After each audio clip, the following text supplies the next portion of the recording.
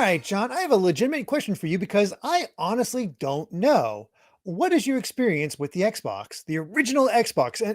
And I know that it's hard to label because I can't just call it the Xbox One or anything simple. I have to go original Xbox, the first system, first console that Microsoft ever put out. What is your experience with this console, John? I feel like we should call it Xbox the First, just to clear up any confusion. I had a friend who had one. It's like a friend's dad, technically.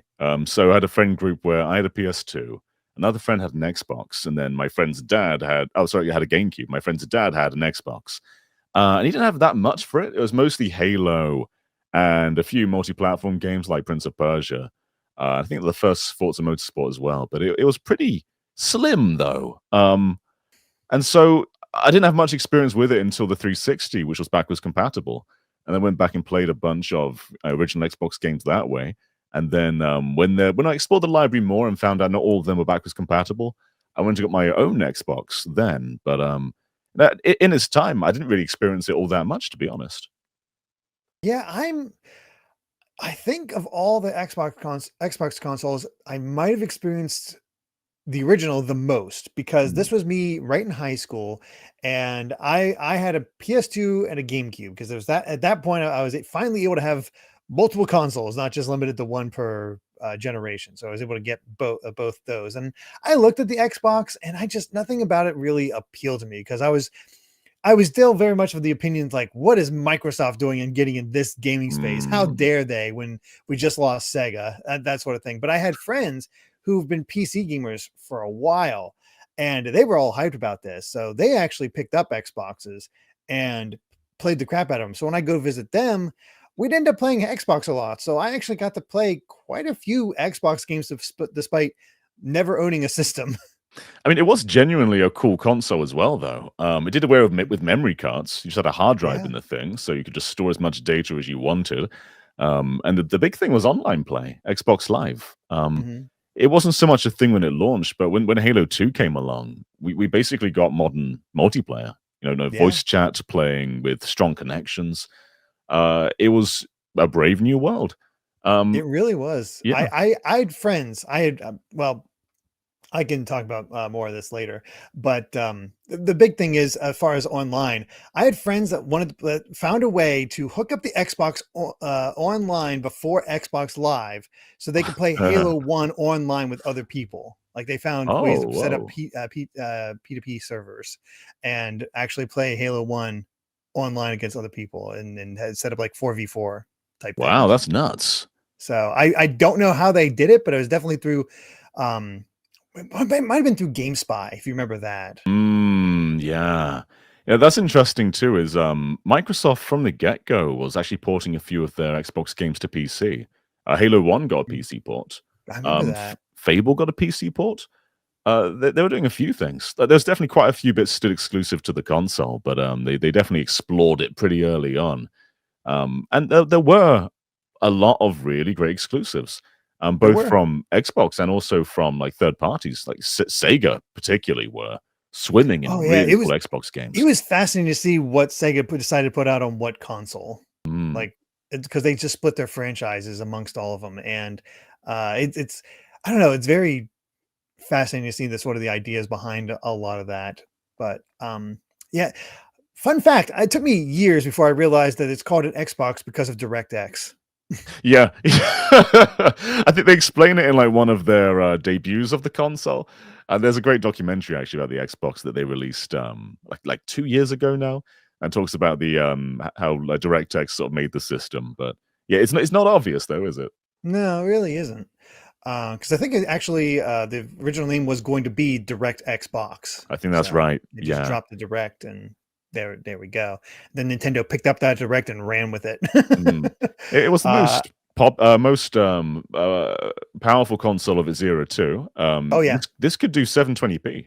Like not many games did, but Soul Calibur 2 does 720p in widescreen, which is crazy compared to like other consoles that were 480p at the time.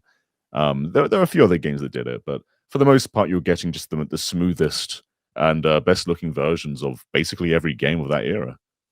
yeah. that if you wanted the prettiest, that you always went with the Xbox version. Hmm. But if you wanted to play Japanese games, you were in trouble a lot of the times. That Yeah. was always one of its big issues. Um, before we get to the top 10 itself, I do have one final question for you. What do you think of the Duke? Because I saw brought up in our live audience. Because boy, I tried that thing out because a friend had it and he swore by it. I was like, this thing's too damn big. The button placement's weird too, because the shoulder buttons, there's only a left and right trigger, and then you've got the black and the white button. And I believe that they changed this on the S controller. I can't quite Yes, they put remember. out the controller S or whatever they ended up calling it. And I was like, that was way better. Yeah, but it's really weird button placement, and I don't mind it being big. I think the size feels quite nice. It's those buttons that throw me off though, because they're so tricky to press because they're right on the side of the controller. So I'm not a fan of the Duke. I don't even know who came up with that. My friend just started passing it around. I don't know if it's an online thing or I have no idea. But I have a friend who swore by it just because he liked the idea of the Duke, and he was just like, "Oh, this is manly." He's like, he picked up the GameCube controller. He's like, "This is such a I feel like I'm gonna break this. My hands are too strong for this thing." My hands are too strong. That's very good. Xbox was a while of time. I love that I don't have like a lot of personal stories for this, but I have a lot of friend stories, so this ought to be fun. That being said, what say we actually get to the top 10 Xbox games of all time as voted by everyone here, whether through remember YouTube posts. Keep an eye out every Monday for those, so you can vote in as well if you don't have social media. But yeah, just some raw numbers here before we get to it. Xbox had 503 votes total, which is pretty respectable, I'd say, for our audience. Didn't like definitely wasn't getting PS2 numbers, but it's above DOS, Windows, that sort of thing. So it did all right. And 341 different games, which is actually more, just slightly more, like 2 or 3 than the Game Boy Advance. Wow. So that honestly, that's the impressive part. It's very impressive. It's difficult to say whether people voted for multi-platform games, because this would be a good chance to get those ones in. Because PS2 and GameCube, well, we haven't done GameCube yet, but it will be dominated by first-party stuff, I'm sure. So, we'll see. We'll see what people voted for. Very much so. So let's get to it with our number 10 game of all time. John, any idea what took the number 10 spot for the Xbox? Well, there's a few games I'm thinking about. Xbox was home to a few PC ports that were exclusive to this console. So there was Morrowind, there was Doom 3, there was Knights of the Old Republic. I feel like one of those might get around this spot, maybe Morrowind. Okay, gonna put in Morrowind? Yeah, let's lock Morrowind in. All right, that's a pretty solid guess. It's incorrect, but it's a good guess. This one I was not sure how I was going to place, but with 471 points at number 10, Blinx the Time Sweeper. Blinx? Blinx made it to the top 10. I am shocked by this because, okay, here's my memory of Blinx. I tried it at a friend's house. I think he rented it or actually had it or something like that. And I remember thinking, this is pretty, but boy, is it bland. Blinx is sweeping. He's time sweeping. Yeah, I think Blinx is just funny. I remember this was like a Xbox's Mario for a while. That's what was like being pitched as. It's fun. He's a fun little googly guy. I don't know if he's number 10, but no, I trust me. I'm looking around at what could have made number 10. Yeah. I'm like, I have some personal stakes in some of these. I'm like, I don't know about Blinx being at that number 10 spot, but I didn't own the system. I didn't play the game. So I only played like the first level a little bit and just left away unimpressed. But I was also kind of a PS2 head. So I had my jack and my ratchet and my slice. So I'm like, Blinx. Didn't he know Blinx?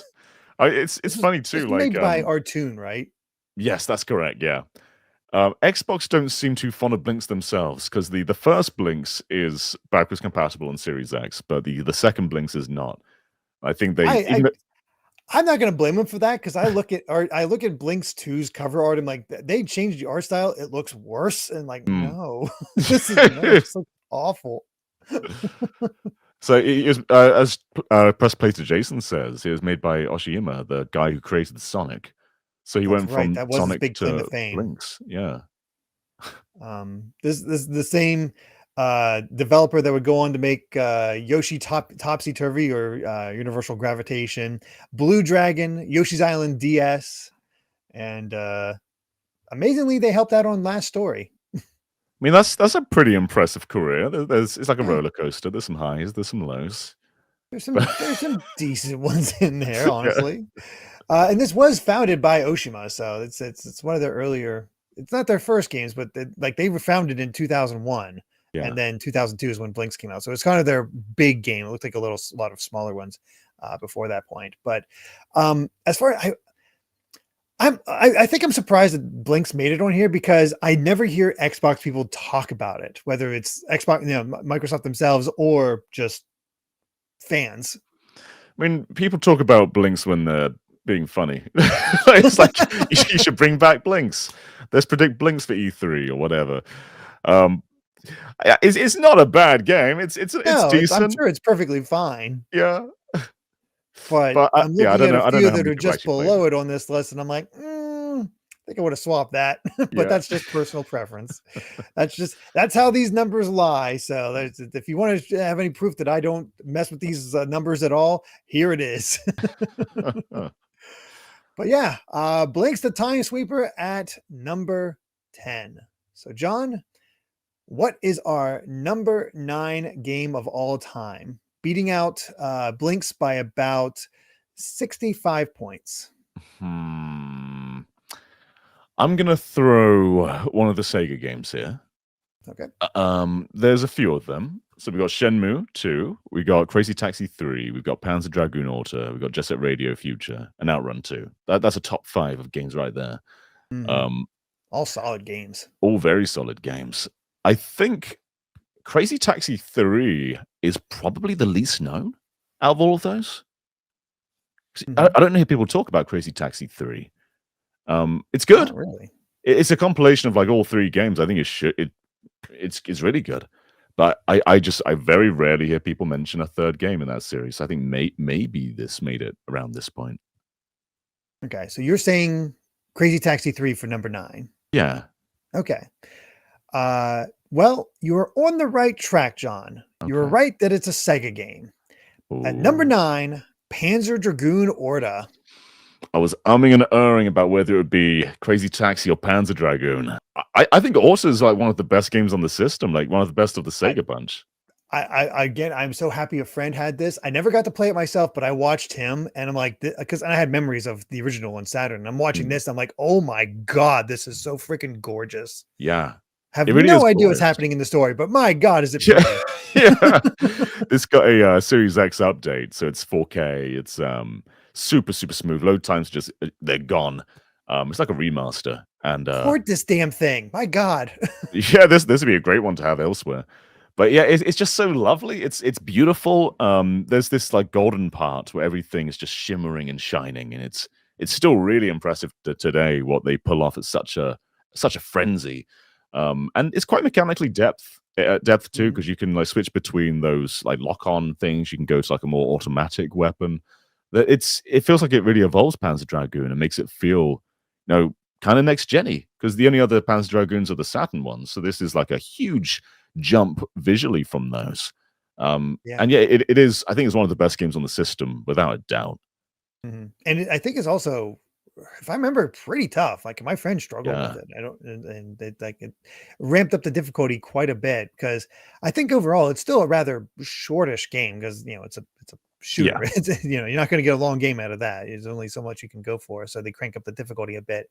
And it's one I desperately want to play. A Panzer Dragoon collection from Sega would be amazing. Even if we didn't have Saga, just 1, 2, and Orta would still be a great set. It would. And Orta's like 2/3 of the way there, because when you finish it, you unlock the first Panzer Dragoon, like a port of the Saturn game for Xbox, which is so cool. Yeah. It's really cool. And yeah, it's just such a fun game. You're right though; it is fairly short. But if I were to say like, what's the best rail shooter of that era, I probably wouldn't tell you Star Fox Assault. I'd tell you Panzer Dragoon Orta.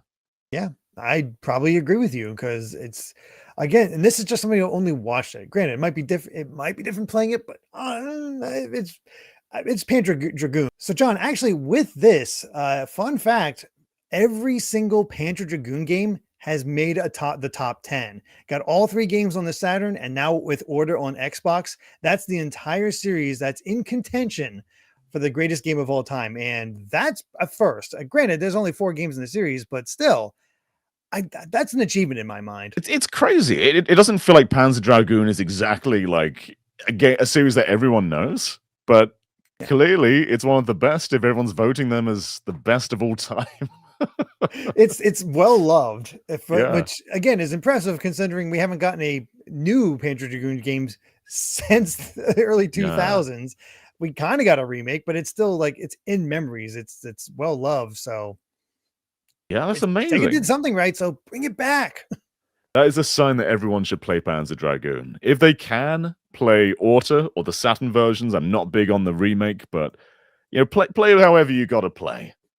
Yeah, absolutely. So, yeah, that'll do for our number 9 Xbox game of all time. So let's go ahead and move on to number 8, which only beat out Orta by 20 points. Oh, okay.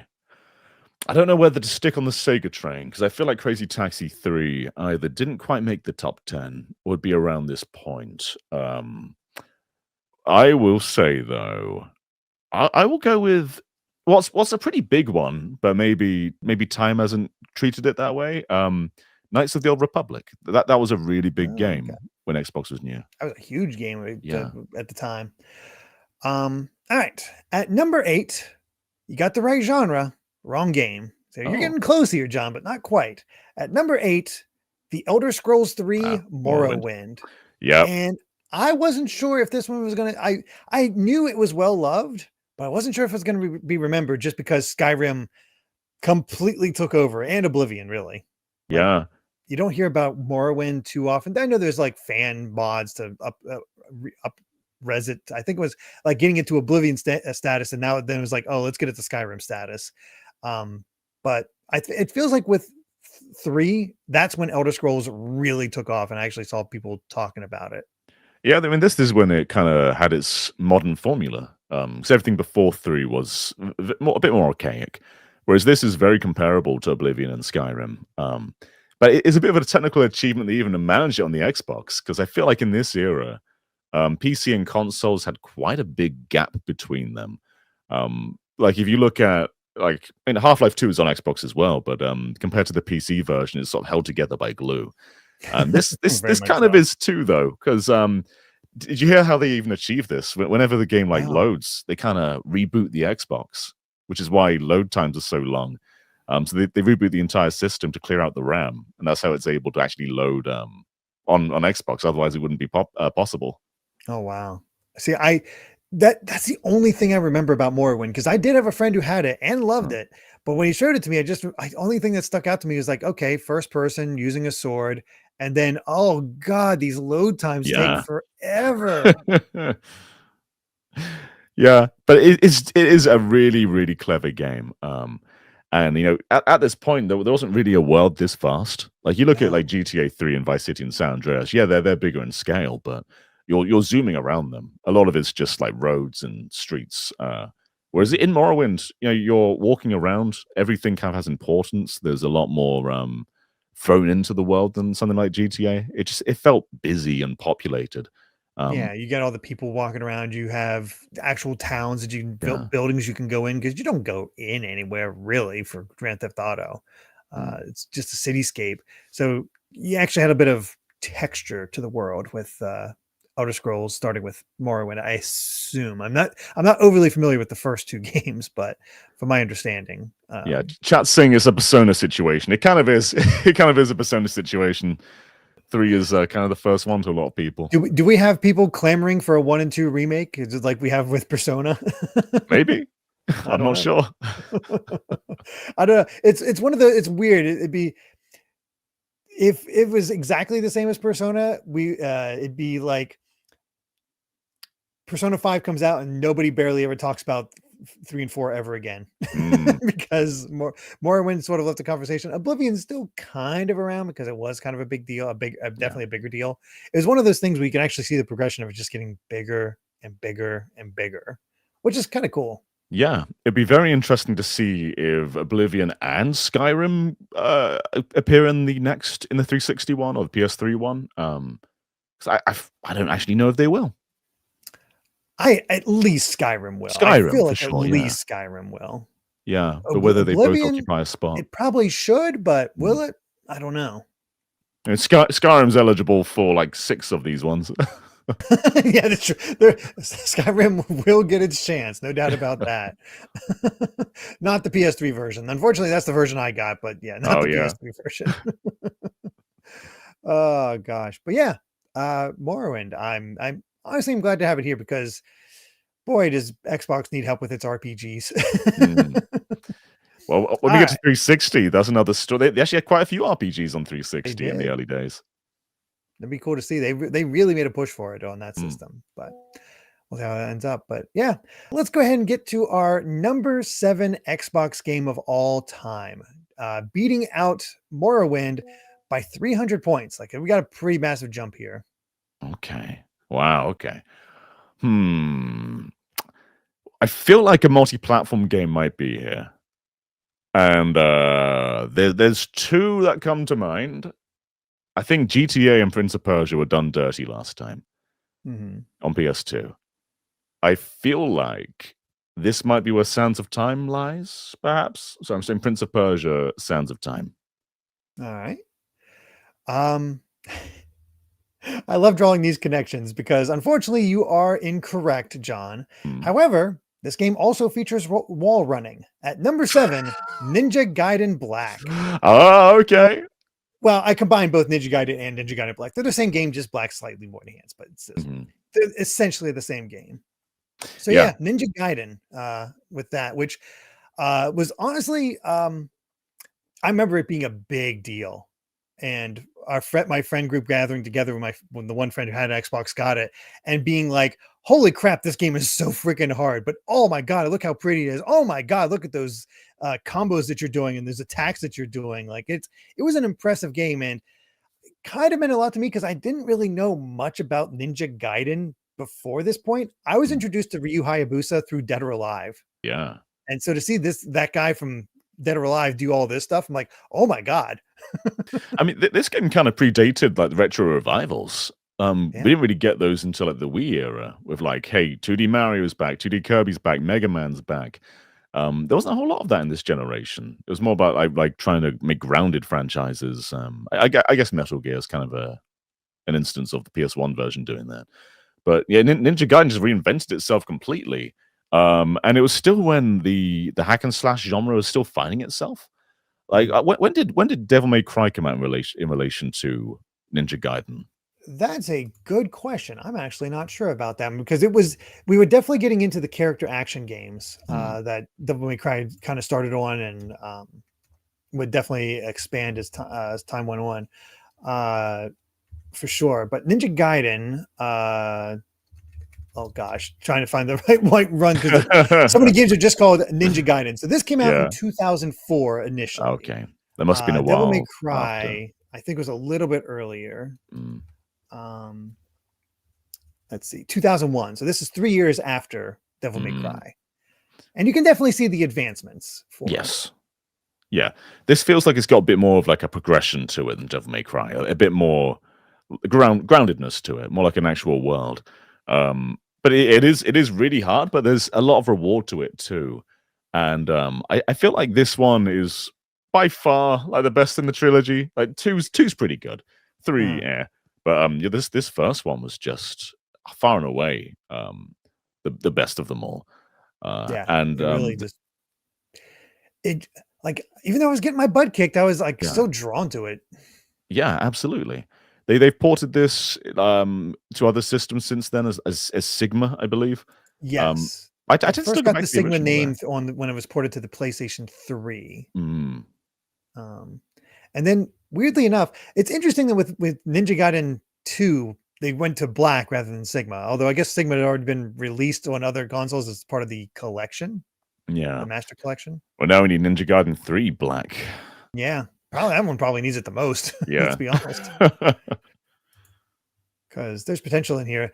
But what do you know? An Itagaki game made the top 10 Yeah. for a system. The Devil's Oh, Third can Itagaki. still make it on Wii U. Yeah, Devil's Third. It is an original title, completely exclusive to the Wii U. You never know. Oh goodness! Did you ever beat this? Out of curiosity. A long time ago. I Okay. started playing it again when the Series X came out because it's backwards compatible. And I didn't finish it then because it was a lot harder than I remember it being. But I beat it a long time ago though. Yeah, and I honestly I do really love it. I think I ranked it pretty high on my personal list. I can't quite remember where I put it, but it would have been like Yeah. top 5. I remember I had it on my list, but again, it was mostly like I played a little bit of it at a friend's house, and that was Yeah. sort of where I went from there. All right, let's get to our next entry. At number 6, what is our top?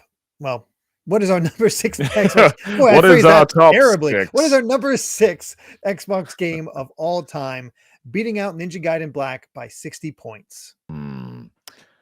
I'm gonna say that Crazy Taxi 3 probably isn't here. But I'll go ahead Outrun and confirm 2. that yes, it's not here. Yeah, Outrun 2 might be. So I'm gonna go with Outrun 2. Lock it in. Outrun 2. Okay. It is not Outrun 2. I have no connection between this and this is what you guessed in this game. All No, right. at number 6, Fable. Oh, okay. The I original mean, yeah, Fable. that's it, like there was a time where Halo and Fable were like the 2 big Xbox franchises. That time may have passed a bit. Fable not really staying in the consciousness the same way. But this was like promised as such an ambitious game. And then it really wasn't, but it was still kind of solid. Yeah, it didn't deliver in all regards, but it was genuinely a really cool game. I love game stories where you start off young and then you get to see like the repercussions of it as you grow older. And that happens pretty early on in Fable. But yeah, it is ambitious. Pretty big world, lots of funny humor. I think it's I can't quite decide if this or Fable 2 is my favorite, but it's definitely out of those two. And yeah, it's kind of what Xbox needed, just like a big beefy game. I've never played the Fable series. Granted, I've never really had an Xbox game, but to see it evolve, like I look at Fable 1 and I look at Fable 2, and I definitely think Fable 2 is the better game, but Fable 1 was impressive for its time. And this is also, I think, the beginning of, maybe not the beginning, but when people really started noticing that Peter Molyneux promises the world and never delivers. Because I remember reading previews about this game. It's like, this sounds crazy ambitious. If people was this off, it'll be amazing. And then a friend picked it up. I tried it out and be like, this is a fun action RPG. I think he promised like every tree would have an individual leaf and you could chop the leaves off and the leaves will grow back or something like that. I feel like he said something like that. Or like everything you do to every single NPC will have some sort of repercussion that feeds into some way it ends off on. Like, I think the thing that hurt Fable the most is just how Molyneux overpromised it, but it's still a solid, fun game. I think just if you go with those high expectations, you're not going to get them. No, but it is a good game. There's an anniversary version, much like Halo as well, and that's pretty good. But I kind of prefer the raw original visuals. I think it looks a bit like you've just dressed up like 2000s animations in a prettier style in the anniversary. So I like the original Xbox one a bit more. Yeah, it's something I wouldn't mind going back and trying just to see what I think. Yeah, just sort of establish my own firmer opinion about it. Yeah, because I faffed about in the opening village. That's about all I did a few missions. But yeah, there we are. All right. We're finally here at the top 5. So John, what is our number 5 Xbox game of all time, beating out Fable by 170 points? So this could all be Sega.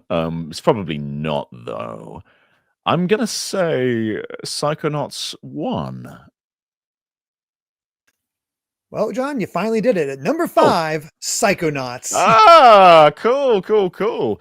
Yeah, this is such a cool game. We didn't have that many 3D platformers that like took their story seriously. And this like still whimsical, it's still fun, but there's just a really engaging tale alongside it that kind of makes it special. Like you're going into people's like minds and doing all these cool platforming areas that you'd never really see elsewhere. It gets weird, it gets funny. But there's just nothing like Psychonauts. And it was on other platforms. It was on PS2 as well, but I feel like everyone associates it with Xbox. Yeah, And it I'm was not Xbox sure first, and it was why. like, Yeah. yeah, it was definitely Xbox first because I remember seeing this and be like, this looks amazing. I want to play that. Yeah. Why is it only on Xbox? And then it did get ported to the PlayStation Oh. 2, which is how I played it. And still a great time, but obviously the Xbox version is the definitive version, at least of that generation. Like it plays the best there. And you want to get away from it wasn't even standardized at that point, but you want to get away from like your standard forest levels and so forth. It was definitely did the trick, and you can still very much see the adventure game roots of Psychonauts. It's like, okay, adventure games aren't doing too well, let's take the sort of concept for that and turn it more into a platformer.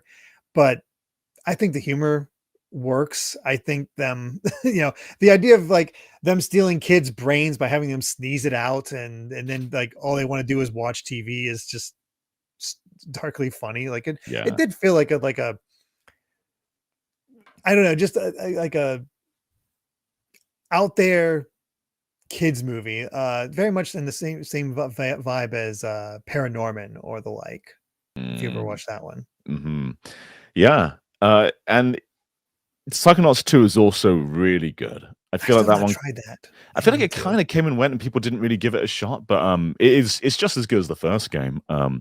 There's some really ambitious stuff. I hope that appears when we get like Series X times. It deserves to be there. But yeah, this first game is just iconic though. I would adore like a Switch re-release. This feels like the perfect game for that kind of system. But we'll see if Xbox feel friendly enough to do that at some point. Yeah, it definitely get a chance to shine there. And with Switch 2, you can maybe even do a double pack of Psychonauts 1 and 2. I know there's also that VR game, but I don't know much. I know it picks up where the not cliffhanger, but the sequel setup of Psychonauts 1 ends. So I've heard that's decent. I don't know much about it though. That's just I don't futz around with VR games too often. So but very happy to see Psychonauts make the list and see how it we'll see how the sequel does.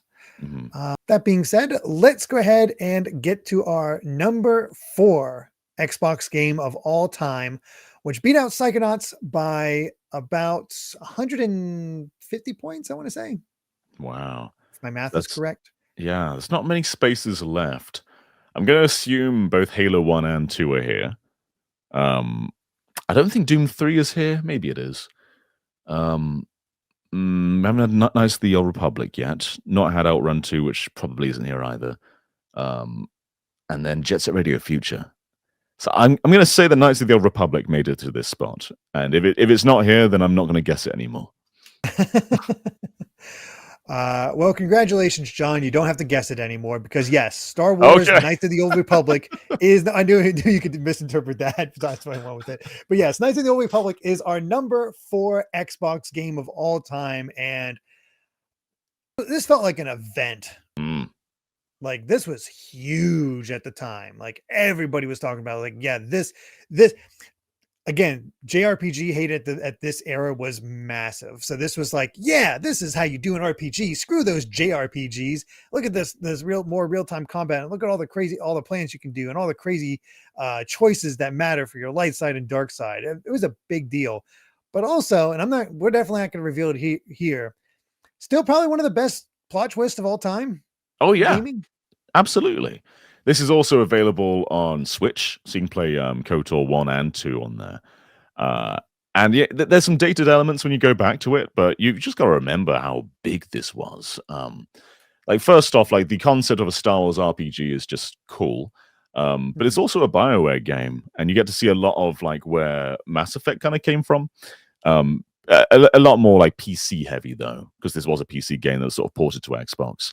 But I feel like they kind of streamlined things as they go on, BioWare, whereas this is very raw in a good way. That you can kind of get a lot more tied to the world and explore a bit more and make more choices that kind of matter. Which, as the time went on, that kind of became a lot more, mission sort of based. Whereas this just feels like it was fully meeting its ambitions in a way we don't really see much anymore. Not especially. The moment that always stands out to me very early on was you have to get by a Rancor, and you can either fight. There's like several different ways you can get around it. I think you can get like poison it or fight it directly or sneak around it. Like there's a lot of options based on your build, which really helped emphasize like no matter which way you go, you can find a way around this, and it definitely encouraged replayability because I'll try it this way. I'll be super nice to everybody and go light side, or I'll be a jerk to everybody and go dark side, and all this other stuff. So it was very interesting. HK-47 was definitely an early example of a meme. Everybody loved HK-47. All those meatbag lines. Yeah, it is cool that much like how Sega just sort of threw their games to different consoles, Star Wars did too.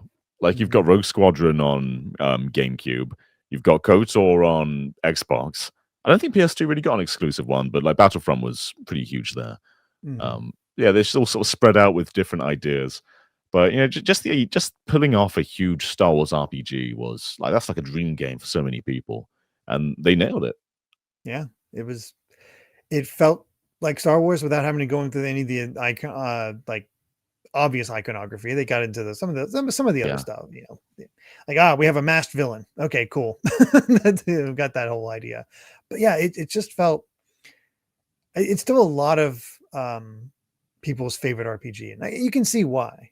Yeah. And I know when Mass Effect was first coming out, everybody's like, well, this is BioWare lost the license and they want to make a KotOR 3. So here you go. Here's KotOR 3, except it's just original stuff. So can't fault that. I think that's a great choice for number 4. Yeah, absolutely.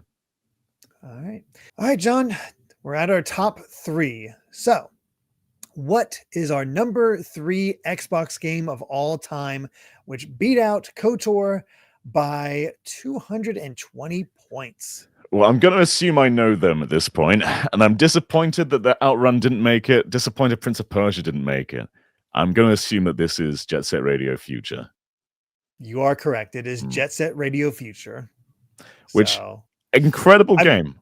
I've never played it, never seen it, but none of my friends ever picked it up, so I have very little association with this game. So what makes it so much better than the first? Because I've heard that from a lot of people. Yeah. Well, when Jet Set Radio made it so high on the Dreamcast list, I was like a little bit disappointed because it's a great game, but I think Future just makes it feel so much lesser. Future controls a lot better than the first game.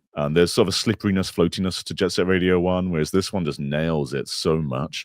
The music is just being like turned up a notch. It's like incredible stuff, and just the overall vibe of the game is more interesting. There's, it takes everything Just Radio 1 did well, but just sort of evolves it and does something more fresh. Even like just painting feels a bit more intuitive. It's very much just an evolution of Jet Set Radio, while also just being crazy interesting in what it does differently. It's just a perfect sequel, really. That's awesome. And I'm seeing it's not backwards compatible, which seems insane. It's not been re-released. This is the reason I bought an original Xbox, because I played so much on 360. This never came. And it never came to Series X either. Sega, you're sitting on a gold mine of your old IPs. Like, seriously, a collection of some of these, or just even individually, I think would do rather well. Call me crazy. Yeah. I mean, it's apparently got something to do with the music. That's the theory why it hasn't been relicensed. They could give them a bunch of money, and I'm sure that would fix it. Yeah, I'm sure. Or it'll have a different vibe, but at least it'll still be playable. Change out the music. Sonic 3. You did it with Sonic 3. If you can do it with Sonic 3, you can do it with anything. Yeah. Oh gosh, but I wish I could talk more about it, but this is like it was a limited time and space. I never got an Xbox, and my friends never picked it up. So blame my Well, friends. They were bad when the friends. Jet Set Radio reboot sequel thing comes closer, we'll make you play Future for a video, and that way you'll Oh, there play we it. go. Perfect. Yeah. All right. Well, we've reached the top two, and let's be honest. When it was time to make an Xbox list, everybody knew what the top two were going to be. Yeah. The question is, what is the order? It's tricky to say. I think I know which one I prefer vastly, but one of them is extremely iconic and defines the console and has a lot of memories tied to it. I think Halo 2 is the better game. Halo 2, I think with Halo 1, vehicles are very, very low gravity, very floaty. And I feel like the low gravity thing kind of makes its way along the entire game. It's still very good, but there's a bit more of a janky feel to Halo 1, whereas Halo 2 just like tightens everything up. And it introduced online. I think it has better maps, better weapons. But I don't know if people voted for it though. But I'll say number 2 is Halo 1. At number 2, Halo 2. Wow. Okay. Yeah. Halo 1 actually beat out Halo 2. So to get some numbers out here real quick before we get into it, Jet Set Radio Future had 1,452 points. Halo 2 got 2,434. Halo 1 got 2,547. So it actually beat it by about 110 points. So relatively close.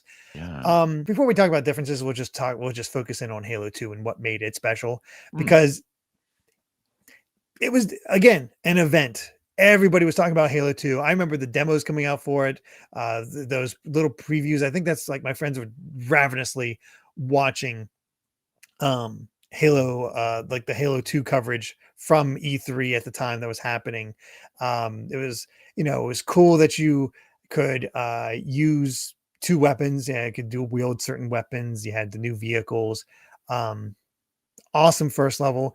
I know that playing as the Arbiter was a bit controversial at the time. It was their own little Raiden, wasn't it? Like Yeah. you played half the game as the Arbiter. I think people love him now. I think Halo 3 kind of turned him around because he's there along the ride as a co-op character rather than starring the whole show. And people love playing as elites in Halo 3 as well. But yeah, at the time there was a bit like, I want to play as the Chief. Where's the Chief? But you're playing as Arbiter a lot of the time. But looking back though, I think it's really cool. Like you get to get more of like an enemy perspective. It made the Covenant feel a bit more grounded. It just feels like more of seeing the inside look of who you're fighting against and making it more of a threat. And there's a lot of really cool things. You get energy swords more often as the Arbiter. You get to use the Covenant weapons more. I think it's a cool balance, and they pulled it off really well. One thing that Halo 2 doesn't do as well as the first game is it's not as sandboxy, the campaign levels. They give you the impression of being open sometimes, but it is a lot of the time just sort of pushing forward. That's not necessarily a bad thing though. And I think there's some really, really cool set pieces like the scarabs. And there's so many other cool moments, like when there's Breaking Benjamin, when you get into the big Covenant scarab and you're just shooting to this butt rock. There's lots of really great moments, but the campaign is just sort of part of it though. What really brings Halo 2 to life is the multiplayer. And I think it has some of the best maps in the series. Of course, it's online, which was the biggest thing. Like, it's no longer just about when your friends come over. You just play Halo whenever you want to, and that changed everything. So I have a story to tell when it comes to the Halo series on Xbox. So I had a group of friends that they were just massively into Halo. Just were incredible at Halo 1. And it was my friend from high school, his older brother, his younger sister, and then one of her other friends that would just form a team of 4. And they were incredible, like just so good, to the point that they went to competitions. Whoa. And won. They won so much stuff, new TVs, new special Xboxes. They won a Halo 2 tournament that allowed them to check out Halo 3 early. They got to go play an early build of Halo 3. They would go online, just devastate there. They were just a well-oiled machine, the 4 of them, and it was incredible. And the younger sister of the group, she sort of became notable on her own because, again, the rarity of a female gamer playing was presumed to be more of a guys type club, and just wrecking house at the time was always kind of amazing. And she eventually got a job at Bungie. She works for Bungie now. Whoa. Yeah. That is crazy. Yeah, is just to see this, what I still associate with just this little 12-year-old girl playing with us high schoolers and kicking my ass, now works for Bungie, and she does amazing stuff. Like, just kudos to her. Yeah, I think this, and she's the only one of the 4 that actually stuck with it. The others one did other stuff, but she's the one that stuck in the game industry. It was very cool. This speaks to such a big community side of Halo, though. Like, everyone knew who Bungie was. You had like Bungie.net, and people just made friends via Halo. Like, Xbox Live brought people together in a really cool way. In a way, I don't think we really see anymore with online. It felt a lot tighter, community based. And like, you could go online, you could talk to people. This is at a time where like GameCube couldn't even do it really. Like, you could get the broadband adapter and do a little bit of like fancy stuff, but this was way ahead of something like that. And it hasn't really changed online with Halo 2. Like, you look at what that achieved then, we're still doing the exact same thing now, really. You're still matchmaking, you're still getting into lobbies, you're still talking to strangers. But I think what Halo 2 really evolves over the first game, though, is just the design and balance of everything. Because what I love about Halo is it's something that Call of Duty kind of undid with a lot of shooters, but with Halo, you will spawn with the same weapons. Like, you will spawn with a SMG, you will spawn with a battle rifle, and then it's about just going out there and finding other weapons to play with. It's about knowing the map, and then when you see someone else with a weapon, they're a target now. So if you see someone with a shotgun, not only do they have an advantage, but you're also trying to get their gun. It's just such a beautiful. You see that guy with the energy sword, you got to get rid of him quick. Exactly. It's such a beautiful balance of weapons and knowledge and memorization. And I think it still holds up so well. Like, when I play MCC, Master Chief Collection nowadays, it's Halo 2 and Halo 3 primarily, but they are both so excellent. And we'll talk about Halo 1's multiplayer in a moment, but I feel like 2 was just the pinnacle of anything else in that era. And it's still one of the best today. Hard to argue that. This ties into more so with Halo 1. We played a bit of Halo 2, but I would play against those friends, my group of friends and I, and sometimes not all of them were around, so it'd be just our main friend that would do it, and he'd be on a team by himself, everybody else against him. He'd win. Like, we could not kill him. We'd try to team up, and he would still just completely snipe us. He knew the map. He knew where everything was. He knew how to get to it. Just like, you're heading here, bam. Oh, you're doing this, bam. Just knew how to get those headshots. He was deadly with a sniper. You could jump around. Nope, he'd get you. Like, the skill level there was incredible. And it makes you think, like, God, I'm bad at this game. I go to college and I didn't focus on it too much, but whenever I played against friends at college, I kicked their asses because I just had that knowledge base from him. I was able to transfer over and do kind of well. So you're bad with them, but you're great with other people. Yes, yeah. Exactly. With other standard people, I was able to just handily beat pretty well. They get me, of course, but it wasn't like I wasn't stomping them or anything like that. But I would win the matches, and that's what mattered.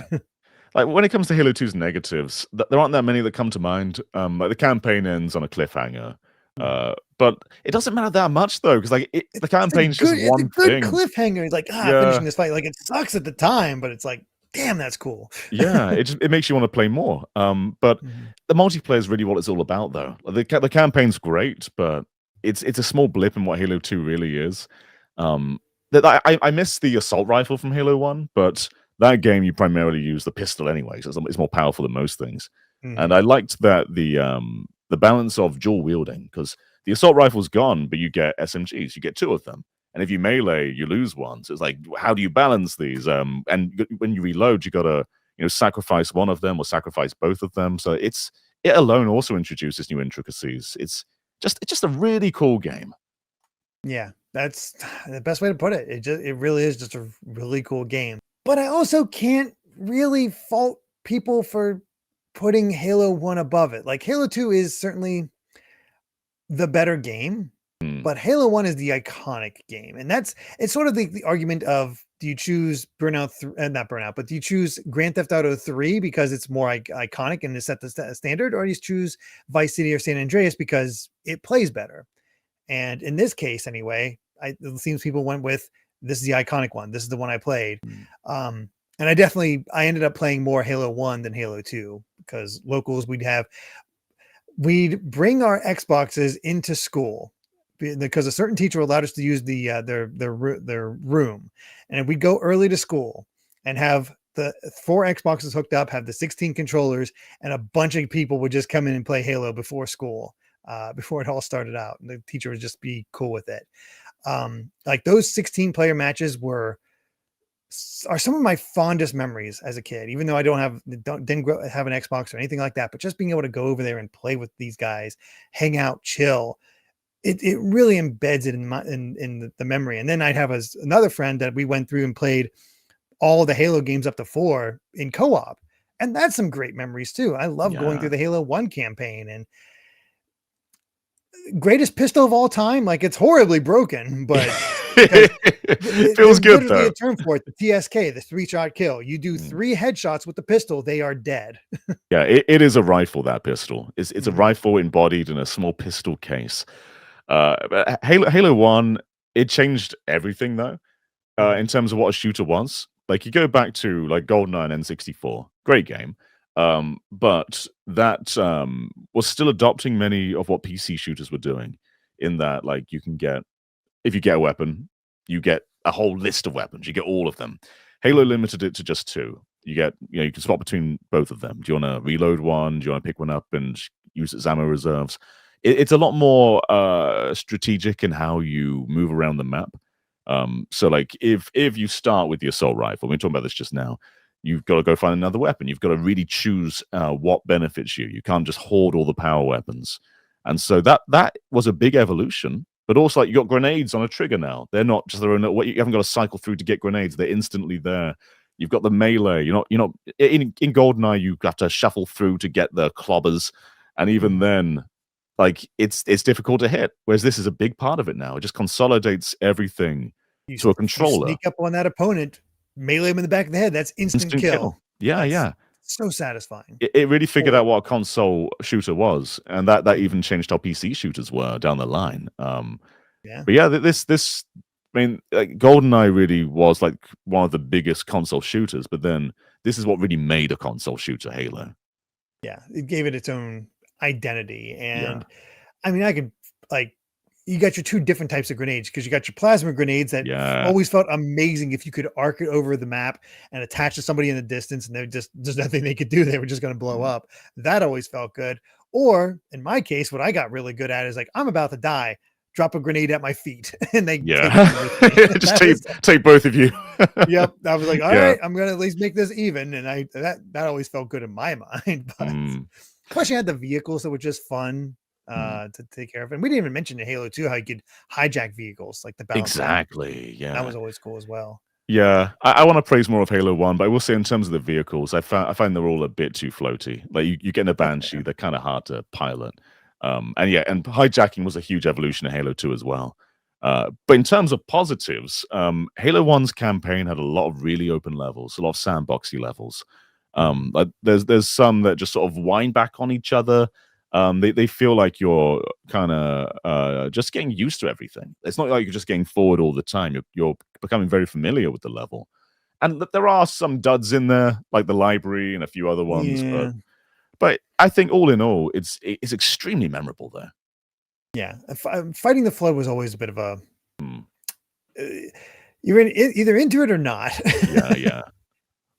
Yeah. I mean, it's another kind of race, isn't it? Like, you've got the Covenant, you've got, like, the zombies with the flood, you get brutes and things in Halo 2, but it changed the pace. You know, not just shooting Mhm. aliens the entire time. There's an invasion going on, and Halo Yeah. 1 was quite good at making them feel like a horror trope too. Like I remember a cutscene where you're looking back on a soldier's cam feed, and you're just seeing them attacked by like just these very like haunting creatures. It was a really good cutscene. Yeah. And God, it just makes me remember that the freaking grunts were so hilarious the way they would Yeah. act and just taking them all out. And the elites definitely felt like it was a bit of a issue. And I, th- I think that also helped stand out. It's like there was the first time with an FPS I was like, oh yes, they got these enemy types that you fight. You know their names, what they do, how they act. And it was interesting in that way, just to have like break it down. Um, Also, probably one of the most iconic maps of all time Oh for yeah. multiplayer with Blood Blood Gulch. Gulch. Yeah. Yeah, like I loved playing on Blood Gulch. It was just, it kind of was the perfect map for like capture the flag and whatnot. Yeah. Yeah, that's another part of it too, isn't it? It's not just Slayer the entire time. There's a bunch of game modes, which we didn't really see that much in other shooters on console. Mm-mm. You could do a lot of different things, and I think what made capture the flag really fun too is you can take vehicles into the equation. So you can get a warthog. One person can drive it. One person can grab the flag and sit in the passenger seat. One person can be on the turret in the back. It just felt so diverse, so constantly moving. And Mhm. we quite often hear the conversation about like what's the best console launch game of all time. And sometimes people say like Breath of the Wild. Sometimes I've heard like Astro's Playroom, Wii Sports. Halo belongs very strongly I in that mean, conversation. I it might have to be Halo. Like it Yeah, is, to me, it's either Halo or Wii Sports because these two games sold people on the entire concept of their consoles. yeah, Like nobody really paid attention to the Xbox until Halo came out, and the word of mouth about Halo started to spread and be like, no, this is the game you have to play with friends. And then you go over to a friend's house and play with them. It's like, well, now I got to pick it up because I want to be able to get good and play with them and have my own controller so we can play together. Like it was the word of mouth on this and just the sheer love is impressive. It probably is one of the best. Like my friends could not stop talking about it until mm, I like didn't quite get it until I went to one of their houses and like, oh yeah, this is fun. yeah, yeah, absolutely. It's one of those launch games that you can just play forever. Like you can play through the campaign, have a good time, but then when it comes to multiplayer, it never really ends. You know, and that's the perfect thing to pick a console up with. And I think Halo 2 is the better game, but Halo 1 is no doubt the iconic one. It's what Xbox is. You think Xbox, you think Master Chief. Yeah, And this did so much what laid the groundwork for Halo 2 to even be possible in the first place. for sure. For sure. So not unexpected, honestly, well deserved. It is the game of the Xbox without a doubt. But yeah, there is our top 10. And say what you will about Blinks, but I think for the most part, this is a pretty solid top 10. And honestly, shockingly, maybe not shockingly, but I thought people might take this opportunity to put out more multi-platform games, Same. but they didn't. No. These are mostly exclusives. Yeah. Quite shocking. I thought GTA would appear here, but that's still not making a top 10, which is kind of No, shocking.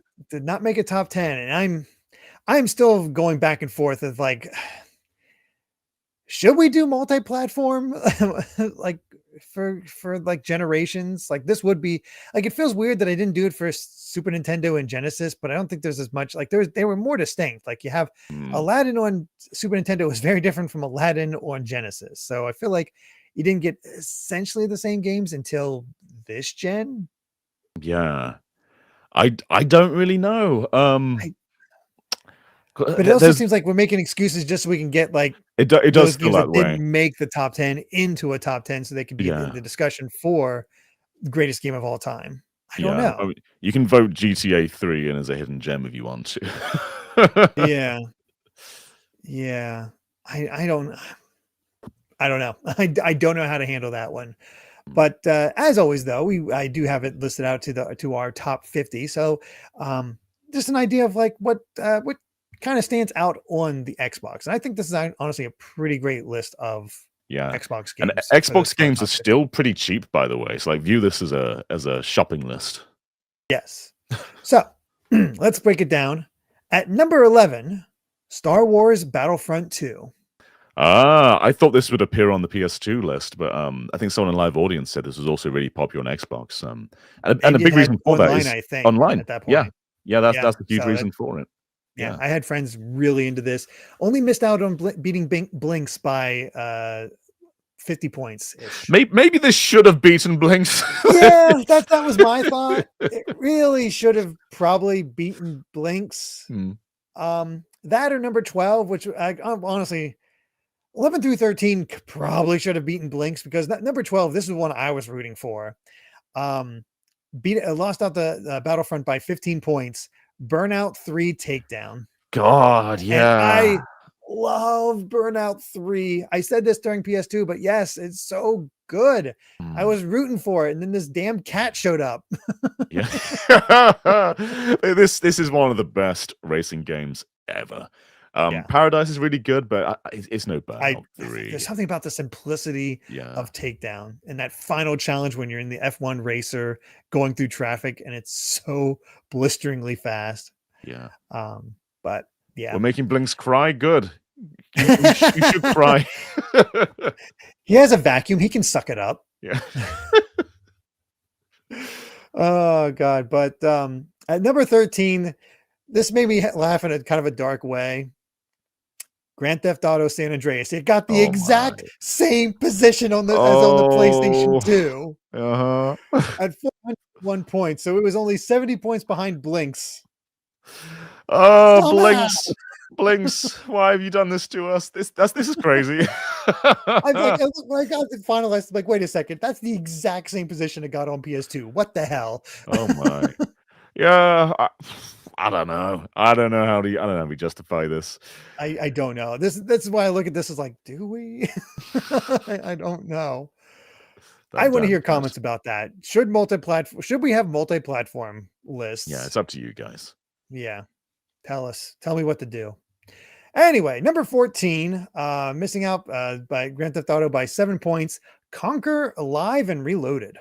Interesting one. I think that the fur effects are beautiful. But it's not as fun as the N64 one. And I've heard that. And they also don't they censor it? Like, it was going to be live and uncut, and then they censored a bunch of stuff, and it's like, wait, doesn't this kind of defeat the point of like the comedy?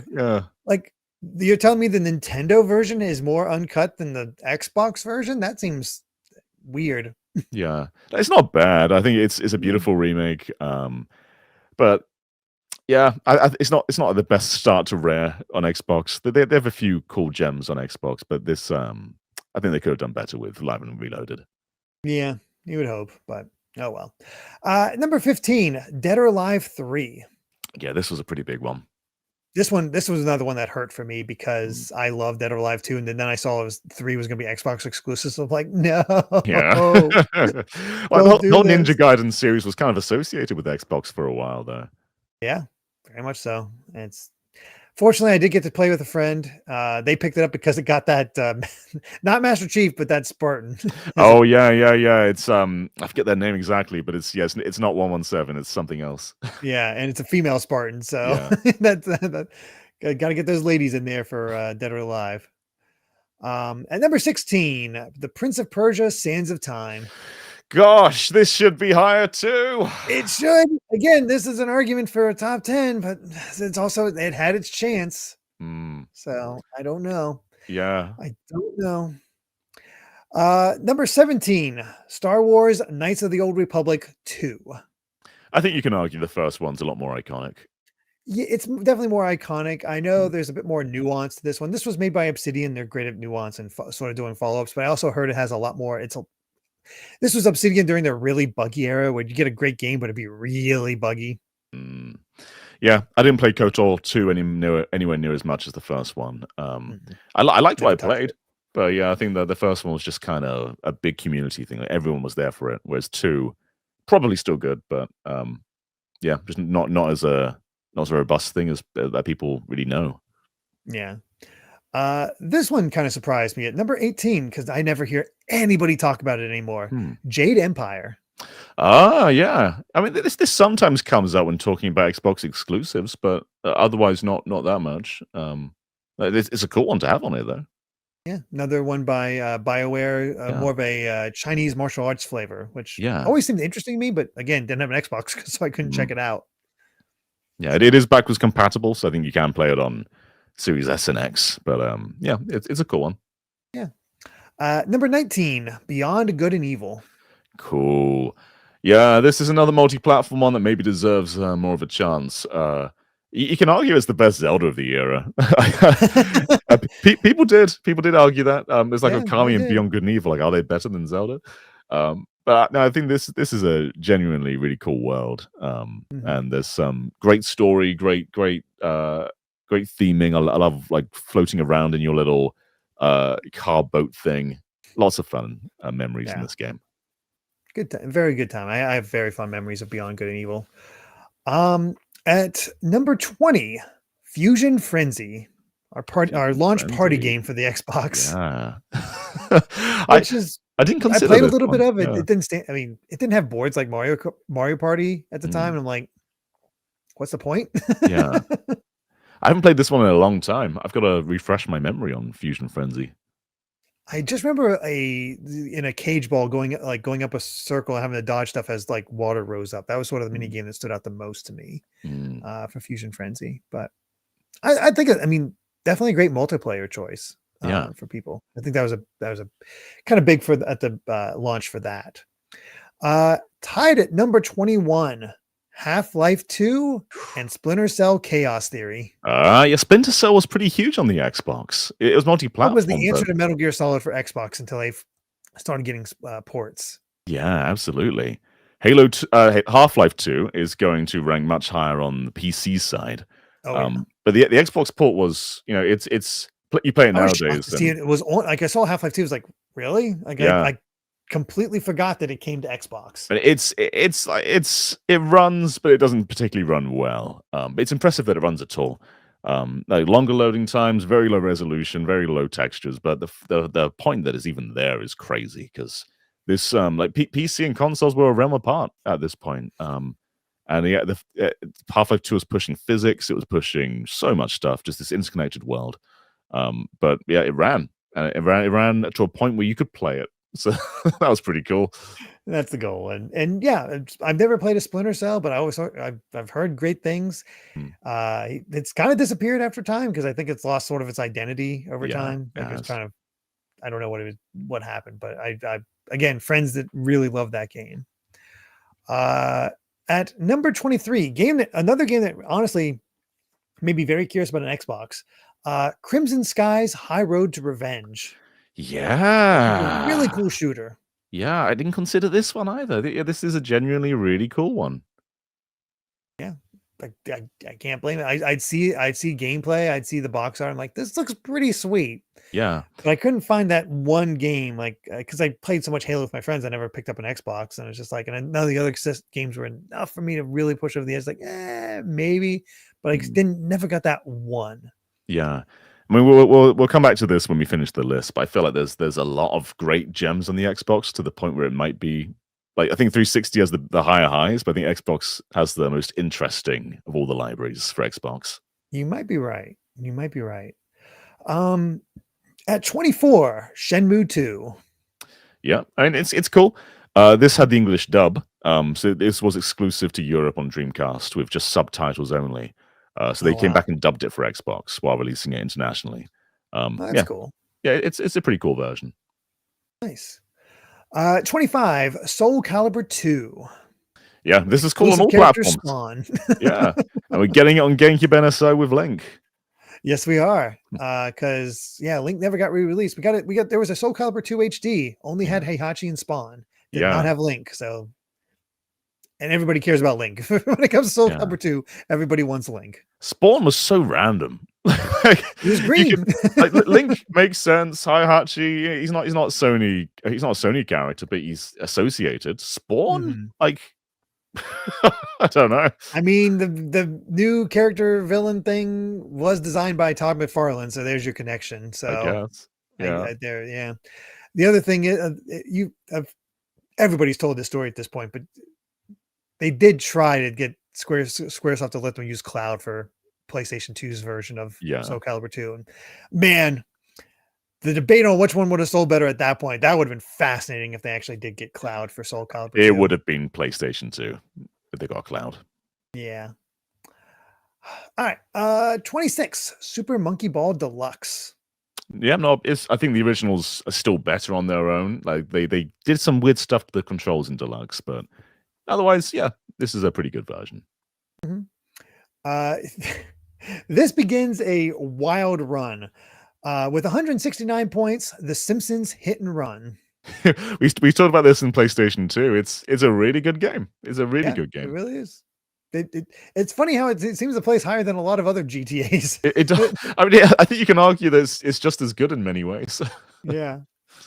With 168 points at number 28, so 1 point below that, Outrun 2006 Coast to Coast. I was hoping this would be a lot higher.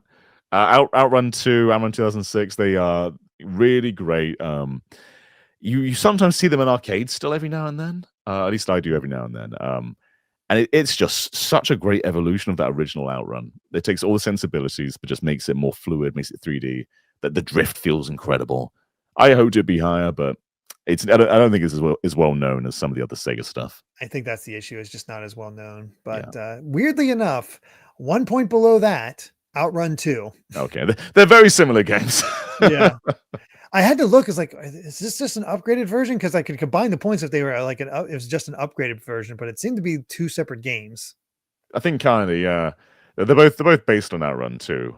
2006 went multi-platform with a few, like there's a PSP version. I think there's a PS2 version. Oh, okay. Yeah. Hopefully, I mean, even if I combine the points, it wouldn't crack the top 10, so it wouldn't change anything. Either way, tied at number 30 with 166 points. So again, just these set of games just 1 point away from each other. A tie between Sonic Heroes and Project Gotham Racing 2. What different games, right? I mean, Project Gotham Racing was a huge part of Xbox. Like this was their big racing game before Forza. Mm-hmm. Yeah, I was the one you always heard about. I don't remember too much about it, but I mean, at least Sonic Heroes ran good on Xbox. Definitely did it on PlayStation 2. This was a pretty good version, yeah. Yeah, pretty solid, all things considered. Xbox didn't get a lot of Sonic games for a while, honestly. I think it was just Heroes. I don't think it got Riders on Xbox, did they? I mean, maybe they did. I don't know. I'd have to really look, but yeah. Either way, at 32, Grand Theft Auto Vice City. Actually, excuse me, a tie between Grand Theft Auto Vice City and Silent Hill 2. Oh, okay. Yeah. Vice City makes a lot of sense. Silent Hill 2 is actually a bit of a butchered port. Oh, really? Like not to the point of like the HD versions. You know, that they as in the HD collection that they completely change things up. But like things like Fog, they look better on PS2. There's other bits they had to downgrade because PS2 works in a funny way where a lot of its technologies were specific to it. So when you port like PS2 exclusives to other systems, they lose something. But you know, if you play Silent Hill 2 on Xbox, I think you probably still had a good time. But it's not like the best version of it though. Mm-hmm. At number 34, Doom 3. This game's reputation is all over the place. Some people love it. Some people hate it. I remember getting it. It was the first game I bought when I got my brand new PC because I could actually run it, and I kind of fell off of it. I was just like, it's pretty, but I just didn't click with it whatsoever. Yeah, but I know people had issues with the original version because you had to swap between your gun and your flashlight. Yeah. I appreciate it more now that we've had Doom 2016 and Eternal, because like this game wasn't really Doom. It was slower. It was more like walking around. It didn't have that moment-to-moment action. I kind of like Doom 3 now that we can disassociate it from the rest of Doom. So I think it does some cool things, and it was genuinely really impressive tech-wise for Xbox to run this. Mm-hmm. Very much so. Number 35, Forza Motorsport. Mm. It's weird to think Forza started all the way back on the original Xbox. Yeah, you don't really think about it. I think like Forza 2 on 360 was kind of where it really took off because I feel like Project Gotham Racing kind of had a more More, popular. yeah, Yeah, more of an I just more obvious at that point. I remember looking at Forza and being like, okay, there's Gran Turismo on Xbox. yeah, That's all I really thought. But I think it had like less car variety at the time. yeah, maybe. So either way. At 36, Oddworld, Stranger's Wrath. Yeah, yeah. Never played this one. Always heard good things. It's been ported to a lot of like, modern consoles, so it's pretty easy to play. Mm. Number 37. Here's your Crazy Taxi 3. It shouldn't be this low, but I think people just don't know it exists because it's. I had no idea there was a Crazy Taxi 3. I don't think people know there's a Crazy Taxi 2 even. But No. this game it's good though. It's a compilation of all three. So you get one city with the jump from 2. You get 2 city, and then you get a new one with 3, which is like in this sort of like night city. So it's got a lot of value, especially if you've never played the other games. But even if you had, you get like the jump in 1 again. So it feels cool to revisit them. But yeah, people don't really know this one exists. Not really. At 38, Burnout Revenge. Cool one. Yeah, solid sequel to Burnout 3. I'd prefer 3, but that's the way it goes.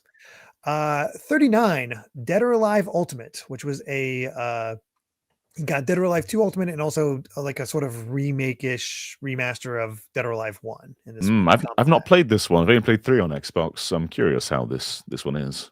I'm not entirely sure, honestly, but yeah, you had the entire Dead or Alive series on Xbox at the time, so there was something.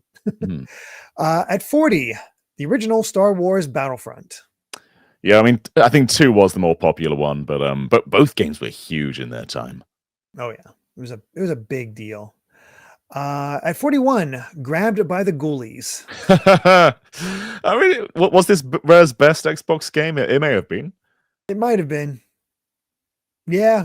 Yeah. I've never touched it, but I know it's all about just throwing stuff around, and it was neat. It's a cute game. It's been reevaluated over time, I think. Yeah. I think at the time it was like, okay, so what's Rare going to do on Xbox now that they're not with Nintendo anymore? It's Grabbed by the Ghoulies. You're like, what the hell is this? But it is fun though. It is fun. Mm-hmm. Right below that, at 42, the original Splinter Cell. Yeah, that makes sense. Yeah. At 43, I think people kind of forgot about this one because it was kind of a big deal at the time, especially because it was kind of a rarity. A good license game, The Chronicles of Riddick Escape from Butcher Bay. Right. What was this Xbox exclusive? Yes. Yeah. It might have been on PC as well, but it was console wise. It was only on Xbox, and I've heard a lot of people say that it's a lot of fun. Like they had like a great time. I've never seen any of the Riddick movies, but people were shocked with the like. This is a really solid game. This was a big deal. Yeah. This was like, if you had an Xbox, this was quite often just like one of the games that people told you needed to have, like along with like Halo and Fable. Is like Riddick, which was weird, but yeah, it was. It was very popular. Weird, so he's. I think he voiced the character in there as well. So yeah. At 44, Time Splitters 2. Man, yeah. I wish the Time Splitters games did better, but I don't think they've got the same recognition they used to have. But no, it's GoldenEye. They were the follow-up to GoldenEye, but then you look at Time Splitters and you look at Halo, and you can kind of see the difference. Time Splitters has its own place, like its own like love, but you can see why. Yeah, it's like the future was there, but like Time Splitters 2 is my favorite one. And the Xbox version's great. There's a Series X version, like that's like 4K backwards compatible. It's really great. I think if you like GoldenEye, you will adore Time Splitters. For sure. At 45, Metal Gear Solid 2 Substance. It's funny that MGS2 is on Xbox. It's same with Silent Hill 2. You just don't really think about it. I think this version of Substance didn't have the skateboarding. Am I right, live audience? I'm not 100% sure on that one. I don't know either. I'm pretty sure. I think that might have just been PS2 exclusive, that one. But yeah, it does not. Okay, it does not. Okay. Yeah. Weird. So it's not as good. No skateboarding. Get it out of here. Snake needs to shred. Yep. At 46, Gun Valkyrie. I don't know if I know this one. I've heard of this one. I forget how it plays. I think it might be an original Sega. Yes, it is a Sega game developed by Smilebit. Interesting. So it's an original one. Apparently originally for the Dreamcast, but it was moved into Xbox to take advantage of the better, Well, there I was thinking I had all the Xbox Sega games. Apparently I don't. No, you got to take a look at it. Yeah. I've heard decent things about it. I've just never checked it out myself. But cool that it got that recognition. Yeah. And hey, first played Jason grew up with an Xbox and they never heard of this one. So there you go. This might be your big hidden gem of this set. At 47, actually tied. Oh no, excuse me. Yeah, there's a tie. Excuse me. I lost track of where it was. Tied at 47, Time Splitters, Future Perfect, and Mech Assault. Two very cool games. Mech Assault felt like a pretty big deal back then as well. Yeah, because a lot of times your mech games were very slow and plotting, and Mech Assault took that sort of American style of mech and sped up the gameplay. It was good arcadey fun. Yeah, yeah.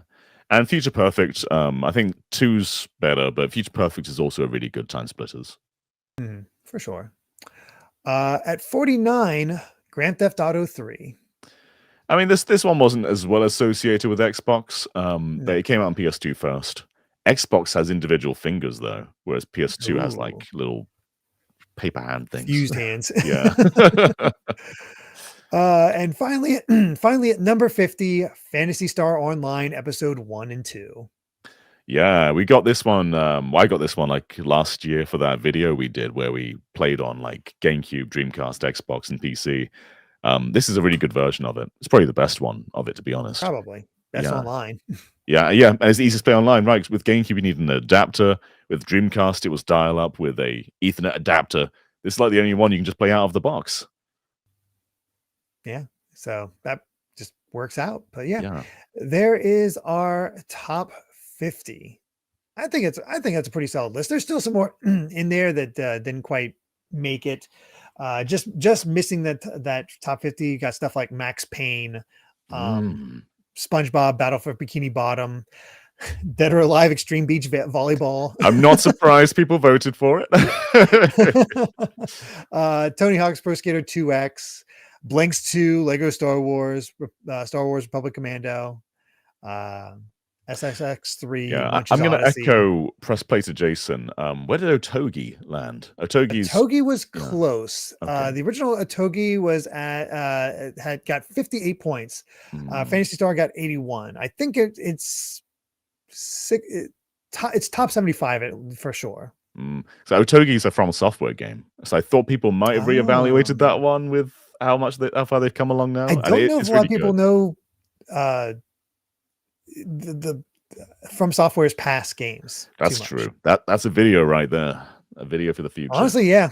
Just like what they did in the past. It's like here's the games you missed out on type thing. Yeah. So that was always interesting.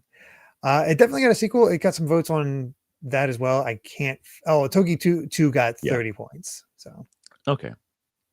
But yeah, honestly, pretty solid. A nice representation of the Xbox, I'd say, overall. Yeah. Steel Battalion got 25 points, by the way. The one that came with the massive controller. Yeah.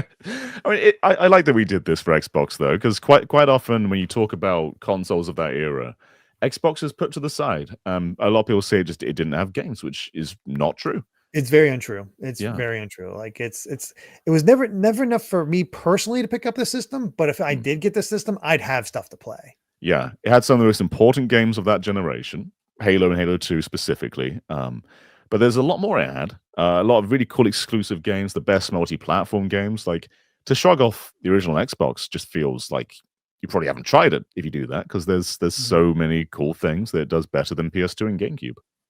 For sure. So port Panzer Dragoon order. Yeah. That's all I gotta say about that. But yeah, that is our top 10 Xbox games of all time. Got that one in the bag. But boy, has timing worked out well for us, considering recent news. because our next top 10 list is the top 10 GameCube games of all time. So, what do you want to see on the NSO for Switch 2? Well, here's your chance. Or what was your favorites? Yeah, this one's going to be super interesting. I feel like we can probably predict what the top 10 will be, but I hope there's some interesting choices in there. I hope so. I think the order is going to be interesting to see how it falls out, because you got stuff like Resident Evil 4, you've got Smash, you've got Metroid Prime, Wind Waker. Yeah, it's tricky to say what's going to land where. And the top 50 is going to be interesting, because I feel like with GameCube, you hear the same 20 or so games again and again and again. And I want to see that variety in there. And that's what the top 50 is going to really pull forward.